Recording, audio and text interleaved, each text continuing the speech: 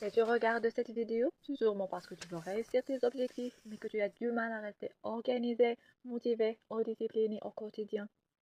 En effet, dans une précédente vidéo, on a parlé de la méthode SMART, une méthode simple et efficace pour définir des objectifs clairs et atteignables.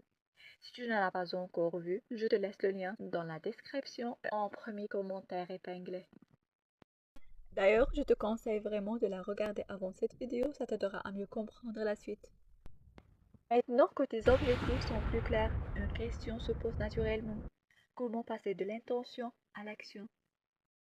En effet, la réponse est simple. On passe à l'action avec un plan clair et structuré. On commence d'abord par une étape essentielle, transformer ton objectif en action concrète.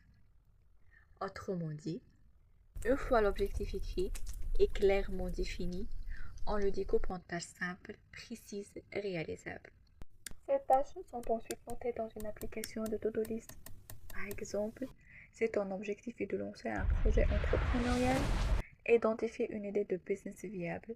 Par exemple, vendre des plumes de coq noir. Étudier le marché et les besoins des clients. Définir une offre claire, produit ou service. Mettre en place un plan d'action simple. Tester l'offre à petite échelle.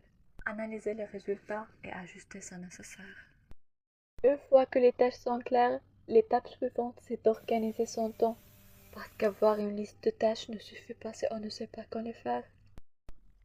Reprenons le même objectif. Si tu vises le lancement d'un projet entrepreneurial, au lieu de tout faire au hasard, tu peux planifier tes actions dans le temps.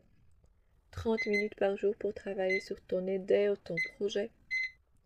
Un créneau précis pour te former, que ce soit en marketing, en gestion ou en vente. Un moment dédié pour développer ou tester ton offre. Un temps en fin de semaine pour analyser les résultats et ajuster. En procédant de cette façon, tu avances régulièrement sans surcharge et tu transformes un objectif abstrait en habitude concrète. Mais pour vraiment avancer, il faut aussi suivre tes progrès et rester concentré. Reprenons un autre exemple.